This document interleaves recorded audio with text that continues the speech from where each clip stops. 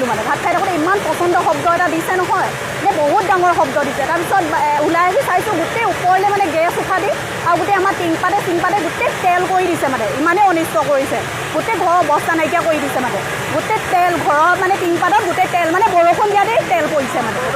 গম পায় নে আমি গম নাপাওঁ গম নাপাওঁ কিমান দিনৰ পৰা কৰি আছিলে আজি 20 দিনমান হৈছে 20 দিনমান হৈছে গেছটো লিক হোৱাৰ শব্দ হৈছিলে শব্দ বহুত বিকট শব্দ হৈছে মানে বহুত ডাঙৰ শব্দ হৈছে মানে বহুত হৈছে এইডোখৰ ওচৰতে আৰু মানে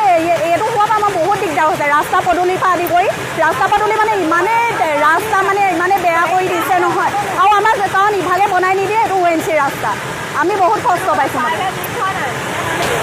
কি হৈছিলে বম দি আছিলে মানে বম দি থাকোঁতে ব্ৰাছ হৈ গ'ল গেছৰ ব্ৰাছ হৈ গ'ল নেকি নাজানো আমি ভিতৰত আছিলোঁ জুই লাগি গ'ল ফায়াৰ ব্ৰিগেড এতিয়াহে আহি পাইছেহি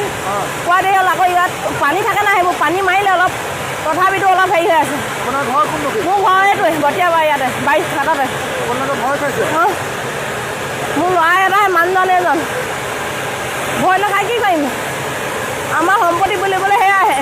শব্দ হৈছিল বেলেগ শব্দ একদম কাউ মাত কৰোঁ নে কাম এক কাউ মাৰি গৈছে তাৰপিছতে গেছবোৰ লিক হ'ল একো শুনা নাই এতিয়াহে শুনিছোঁ অলপ